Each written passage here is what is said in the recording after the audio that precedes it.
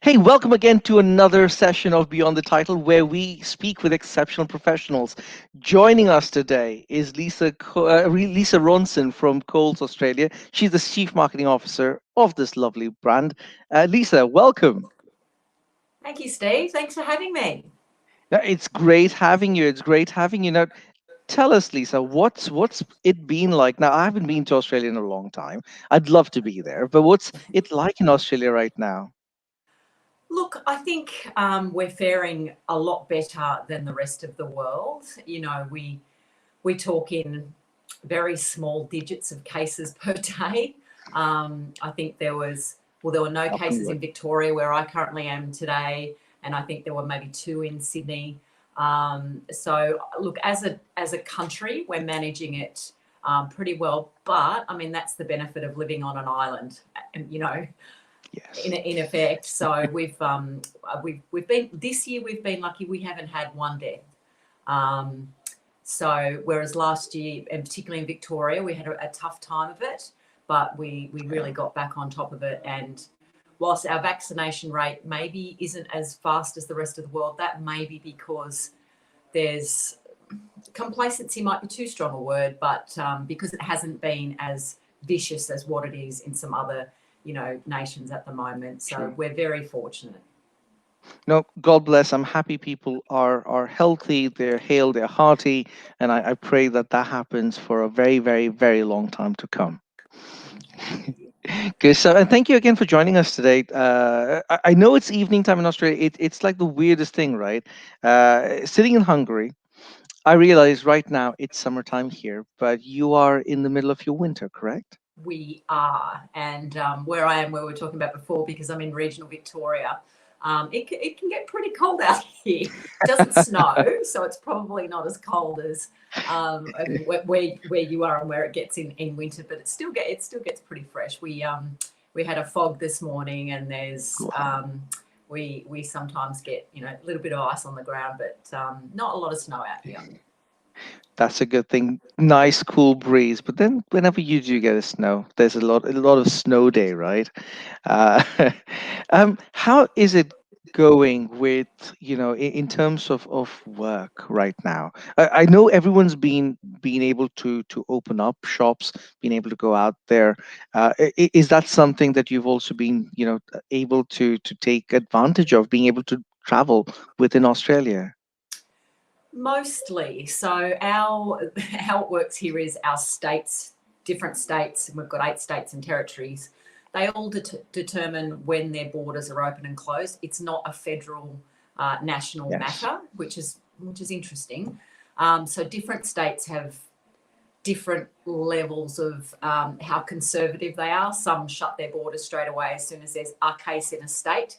Um, uh, so in a state the size of Victoria, there's about 7 to 8 million people that live in Victoria, and if there's 5 cases, some of the other states will start shutting their borders to Wow. Victoria. But having said that, in over the probably last 6 or 8 months. I've been to Sydney a bit, up to Brisbane. So it's a different time. So the rest of the country at the moment, they're pretty much travelling freely. But there was a few cases in New South Wales today, and we're about to go into school Wow. holidays, and so that's a lot of people go up to Queensland. Obviously, it's warm there. They don't get really a winter, or they freak out and they need a jumper when it gets down to 22 degrees. I can say that because my husband's family's from there. So everyone goes up there in the winter to go to the beach effectively. So hopefully it'll get in check quickly so everyone Yeah. can travel around the country, because the tourism operators are really feeling it. I imagine so, and that's also another lovely bounce back into normalcy of economy, normalcy of people, and of course it's winter break. You need to be able to travel out. Um, so Lisa, let's get to know you a bit better. All right, what is the reason Lisa Ronson jumps out of bed every morning? What is your ikigai? I think it's probably my family. So my extended family, I'm part of a very big family. I'm the youngest of 4 daughters, and there's a Wow. lot of nieces and lot of nieces actually. And then I've got my husband, and we've got a 19-year-old son, and God then we've bless got you. two dogs and a cat. So it's always family for me. And then really, I mean, it's my team. I've got the best team at Coles, and they constantly inspire me every single day. How talented they are, how diverse they are, how open-minded they are, and just wonderful people that are just really, really good at what they do. And I've always loved marketing, which is why I've always stayed in marketing roles. It's a passion, to be the kind of closest thing in an organization to the customer is True. always for me it's exciting, and working for a purpose driven brand that does so much good in the community and is a big part of the community is something True. that's really also important to me. Wow, wow. Hats off to, of course, your lovely 19-year-old son, the cat, the dog, and your lovely husband, and the team. And the team has to be the team. Wow, you're the youngest of four daughters. Yeah. Yes. How is how is that growing up? In the household. I'm the oldest of three, so I know there was a lot of noise in my house. How was that growing up? It was pretty noisy, and it's probably when we get together for Christmases and things like that. There's anywhere from 40 to 50, 60 people, because all my sisters they've had, and my son was my mum's first grandson, so she's Wow. got I think 14 nieces and one grandson. So there's a lot of women talking, quite loudly and quite animated. So it's nice though. It's nice coming from a big family, and it's always we haven't obviously been getting together as much as what we normally would over the last little Of while, course. but it's gonna be good to get together soon, hopefully. And I'm hoping to see that lovely family get together picture on one of our BTT shows next. Uh, um, because you come from a big family, you're very similar to what I would call as an Indian family. And Indian families are very much like movies, right? You've got great big gatherings, which are quite normal. You can have it every week if you have the time to, but also every month. But if life were a movie, which character would you play? I found this one. It's a really good question, actually, but I think for me, Elizabeth Bennet from Pride and Oh, Prejudice, because nice. for me, I loved those books, and I remember when I first read them. I'm not going to tell you how many years ago, but she just like for Jane Austen to write that character Yeah. like in the early 1800s, where she's got such a strong sense of social justice, and she challenged the cultural norms, the gender stereotypes. Um, she was smart and witty, and she educated herself, and so I so related to her. I wanted, there was so much about her that I admired, and I think what it said to me as a young woman reading these books was, you can be forthright and you can have an opinion, and I love the fact that what was written more than 200 years ago is probably never been more relevant than what it is True. today. And I just think that it was probably an encouragement for me to say, yeah, you can have an opinion and you can voice that opinion, and don't feel, and you can be different. It's okay to be different. You don't have to fit in with everybody else around you. You can be a little different and think a little differently, and that doesn't make you a bad person. Actually, it makes you probably a little bit more interesting. True. That's probably taking me a little bit longer to come to that conclusion, but yeah. So for me, it would definitely be her. I know it sounds old-fashioned, but she was so ahead of her time. Like she was, yeah, she's awesome.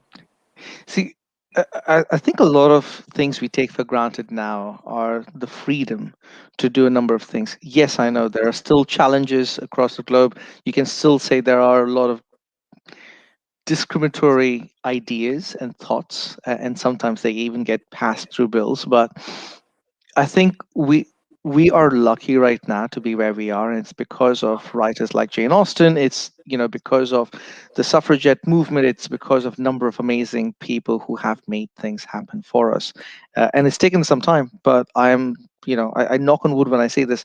I'm glad that we have Yeah, the freedom we have right now. yeah, me Thank too. you. Yeah, and, thank you for saying that, because I think it's been a long time coming, and it's Yes. just so good to be having the right conversations. And often they're born out of not the right things, but for the Yes. next generation and the generation after that. And it keeps getting better at every generation. And it was really interesting to tell a personal story. I remember I was watching the news with my son, and at the time he might have been maybe 11 or 12, and there was Wow. something on the news about the celebration of how many years women were able to vote. And he looked at me and he said, "Mum, what are they talking about?" And I said, "Oh, well, women weren't allowed to vote." And he said, "What? When? What do you mean?" And it was a completely foreign concept to him that women wouldn't be allowed to vote. And that was, to me, a really good indication that then in the next generation there's more good things to come. So Yes. for that to be a completely foreign concept, I think is just a brilliant thing.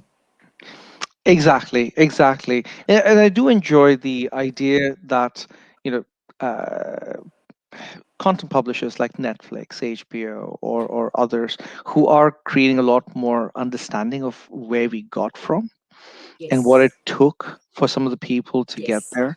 yeah, And I'm grateful that, this is kind of a foreign concept for many. It's a good yeah. thing. It's a good thing. It means we are kind of moving towards the right direction. Exactly, exactly. So, of course, you are busy, right? Coles is, as you mentioned, it's a community driven business. It is something that a lot of people are supported by. I heard some very interesting stories as well, and I'll come to that in a bit. But a lovely mother, a great family person, of course, an amazing role model in the business line as well, a good leader. There's a lot of hustle there. So which app allows you to stay a bit more sane and structured? Look, I think sane, it would be the obvious ones, which I think a lot of people access a lot, which would be Instagram and Facebook, because I Yeah, think that keeps me connected to family, to friends that you may not see as much anymore, to old colleagues, and people that you've had a connection with, either a really deep connection or maybe not, because we all get busy, and as much as we want to, I'd love to phone my friends and my family, the week goes pop by and you go, oh, that didn't really happen. So for me, it's about that connection, and also back into communities and the charities I follow, and the community groups and things like that. That sort of keeps me a bit more centered. As far as structure, I think if you spoke to my finance business partner, I probably rely on other people for structure, or my husband more for structure, because the days are just so busy, just getting through the day. And working in retail for a business the size of ours, yes. with 120,000 people, it's Wow. it's it's a very, very fast pace, and sometimes you need to, like, some things we realize that we need to outsource some things and get some help in different things around the house and that sort of thing. Otherwise we just spend the whole weekend doing all that stuff, like a lot of people would find. True. So you've just got to realize limitations and ask for help, really. So that's how I get a little bit more structure in my life, in getting some help with some things so I can have some time. Of course, I completely get you with that. uh, do you find yourself adding everything into calendar if it's not there, it doesn't exist, kind of a mode as well?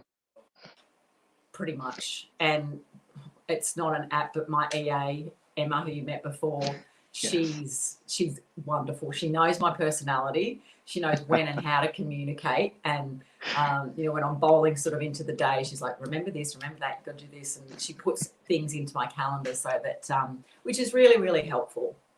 It's a strong sign of empathy in terms of my day and all that sort of thing, which is lovely. No, true, true. And it also enables you to get things done, not to Yeah, drop the ball anywhere, but also to just be able to be on that move, right? As you get into the day. No, yeah. awesome, awesome.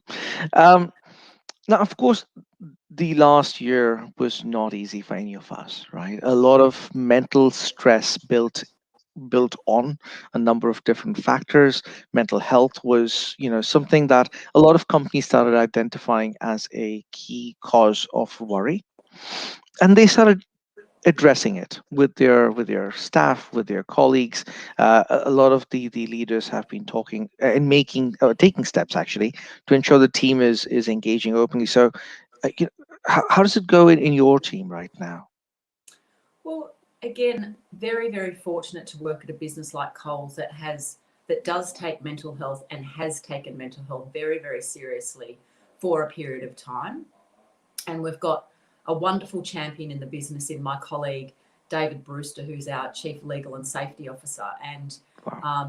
I think he instigated a program called GEM, which is all about being grateful, being empathetic, and being mindful. Wow. And we have an external speaker who coaches us and does different talks to different parts of the business, and really drives that home. And so it is very much in the DNA of Coles. And it was interesting. He was saying yesterday we were in a leadership team meeting, no, Wednesday, sorry, and he was saying that this we're seeing more reported cases of mental health issues, and he said that that's not a bad thing. It just means that people are feeling more freely Comfortable. about speaking up. Yeah. So, whilst you look at the numbers and you think, oh no, he said, no, it's a good thing. And we need to keep encouraging people to feel like it's okay to say, I'm not okay. So it's a very big part of the narrative at Coles, and no more than in the last kind of year and a half, because our workers have been thrust into being essential workers, and sometimes dealing with the best of society, but also sometimes dealing with customers that are particularly early on when the panic buying was happening and all the toilet paper and all that sort of stuff. When they were anxious, they were nervous, and they were often lashing Yeah. out at the person that was closest to them. So, really giving our team all the support that they needed or need to try and work through all of those things. And they were absolute, the whole team were absolute champions. And we have a lot of initiatives. Some are company wide, some are things that we've instigated in marketing, like being locked down for so long in Victoria. We started a weekly speaker series called CMO and Co. And I Wow. just sort of asked different people that I'd either worked with or different leaders, different sporting personalities. It was such a diverse group of people, and there were some really inspirational people in amongst that. And so that was just a sort of an hour and a half, something for everyone to look forward to, down tools, watch that and learn something too, and have the ability to ask questions of some of these great and inspirational speakers. We did an annual awards, even though we did it virtually. Everyone was in their lounge rooms and they had a drink, and we announced all these awards across the marketing team, and that was really good. And I think it was, whilst it would have been better in person, it was still fantastic. So it's little things, it's the bigger things, and then one of our EAs, Julie, she put out during lockdown, and she started again just a smile of the day that had some photos of people's kids and dogs and interesting funny facts. And so it was just some of those points of connection. And I kept encouraging everyone just to text a mate or phone someone when you're out having a walk, and go and have a walk. Get out of your home office and things like that. So it was a really broad spectrum, but it's something that Coles is very, very good at, and another reason why I'm really proud to work for Coles, because it's important, and it's not just a say it's important, but it's not really. It is really, really important. Big shout out to the Coles leadership team. Amazing that you guys are doing this. Thank you so much. Hopefully, we will get to learn a lot more about how Coles is actually, creating an employee experience for the 120,000 plus, colleagues across Australia.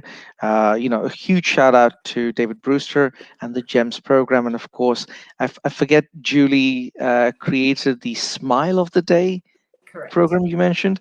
Yeah. Love it, love it. I'm hoping I'll see that on your Facebook page, the Coles Facebook page, sometime later today. um, Definitely. awesome, awesome. Now, you know, I normally say we are, as humans, a sum collection of all the experiences we have taken forward, all the things we have had the experience of learning from. Um, what was your first job? Are there any lessons you take till date and say, yeah, you know what, this has built me in some different way? Yeah, absolutely. My first job was working in a kitchen in a nursing home, and I Wow. did that. Yeah, I did that job for 7 years actually, and it was. I mean, it was incredibly influential on the rest of my life actually, because I had great relationships with some of the old people in the nursing home, and um, it taught me a great deal of empathy and understanding, of just the different stages of life. And Yeah. I, became really close to some of them, and it just a good work ethic and a good discipline of, you know, I worked quite a lot of hours a week to sort of put myself through kind of school and uni and that sort of thing. So it was, for me, it was the best first job anyone could have, because having some sort of connection and relationship to someone that is in a lot of cases 70, 80, 90 years older than you. It was maybe not 90, but 70, 80 definitely, um, was very, um, it shaped very much how I am today, I think. Wow. Wow. God bless. Yes, I have had some experience working, more volunteering in old age home. Lovely, lovely people. A lot of life lessons you learn from them, and they are very happy to Yeah. donate their time to you whenever you Yes. want to. Yeah. So I found the exact same thing. It was fantastic. awesomeness, awesomeness. Um, what is the biggest now, of course, call seems like the best place to be, but with any and every organization you do have current leadership challenges, right? um, what are you facing right now that you definitely are addressing and other companies should be listening into as well? I think it's like most organisations, the uncertainty of the world at the moment and how quickly customer sentiment is changing. Like Yeah. it's literally from one day to the next. And um, I guess in the height of COVID this time last year, um, we were reporting, because my insights team were reporting pretty much daily on, what was happening overseas, Yeah. changes in consumer behaviour, the, rapid or accelerated rapid digital adoption. And I think if you'd said, look forward a year, it'll probably be all stable by then. And the uncertainty, I think, has continued a lot longer than what anyone anticipated.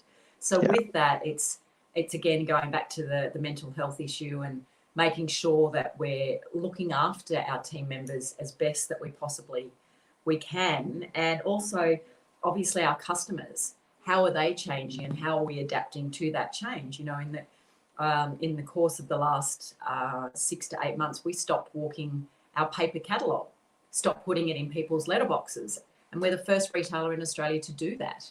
Um, Wow. and we've been doing that same thing for 40 plus years. So that was a rapid adoption. So it's looking for those types of ways to be more helpful to our customers and to provide a better experience through a digital experience that combines the weekly offer and better content to make better decisions, and just be constantly on the front foot of those changing consumer behaviours and keep up with them and pivot as we need to. So whilst that's always an issue in any business, I think it's the time frames of decision making have become very, very short, and the volume of information by which we make decisions is sometimes what it used to be, and sometimes it's not what it used to be. It's a lot narrower, or we get to a conclusion a lot quicker maybe than what we did 18 months ago. Wow. And also, what I take from this is that you stop putting out paper brochures out there, which is a good thing. It means we're also saving a lot more paper on the planet. Oh, And but again, consumers are digital now. They are, and I noticed my 72-year-old mother-in-law, God bless her, she's a sweetheart. But I noticed her doing a lot of online, you know, check on yeah. whether she's going to buy from, Tesco or from Auchan, or what is it she really needs for the day. So, That, awesomeness, that, that, awesomeness. and you're right. I mean, and we were, so as a result, we now don't produce 6 million catalogues a week. Wow. It's a lot, and even for a small country like Australia, it's still a lot. You say small. It's Big I'm in country, Hungary. small population. What are your hopes for the future? Now, everyone in 2020 went, yay, 2020 is ending. And of course, we are still in 2021. It's better. I would say it's better. We are happy vaccines are rolling out. I'm happy people are still being able to now think of a future travel plan. But what are your hopes for the future? I hope, similar to the conversation we were having before, that the culture of empathy and checking in on each other, I hope that stays. And I also Yes. hope that flexible working stays. So it was funny, before COVID, each of our leadership team, each of the chiefs have a separate area of focus. Like David's is mental health. Mine was flexibility. And so I used to do videos of me at home with the dogs in the background and the cat. Well, she would just bomb anyway. She's behind me. You can see her. Um, and saying, look, be flexible depending on your lifestyle. And everyone kind of went, yeah, maybe a little bit. And now, I mean, it's really, it's forced the issue. And I think, listening to, we had a GM dinner when we could, and the amount of our GM population that said, I was hardcore in the office 6 in the morning till 5 in the afternoon or whatever it might be, and they've said, I've had an awakening. It's like an epiphany. I love the fact that I can still come into the office 2-3 days a week, and I can work from home 2-3 days a week. It just gives my life a different depth to what I had before. And to Yes. hear that sort of thing, because I've always been, in every organisation I've worked, even if culturally they didn't want to hear it from me or not, being flexible is just critically important. And probably because, I had been 20-ish years ago. He's coming on 19 and a half. So it was not a flexible work. It was not a Yeah. flexible working environment back then. So I had to kind of take it, because otherwise, and it's, you can't design work practices for the 3% of people you don't trust. It just completely disempowers the other 97%. And that, Gail Kelly, who was the CEO of Westpac when I worked there, she used to say that all the time. And it just resonates so well, because most of the people, they're doing the right thing, and they're, I found that everyone's working harder, which I want to put a lid True. on, when working from home, because you think, I'll just do that one more meeting, I'll just do that. And I'm saying to the team, work-life balance, just because you're at home doesn't mean you keep working till 7-8 o'clock at night. True. Occasionally we all have to, we know that, but I just don't want it to be every day for them.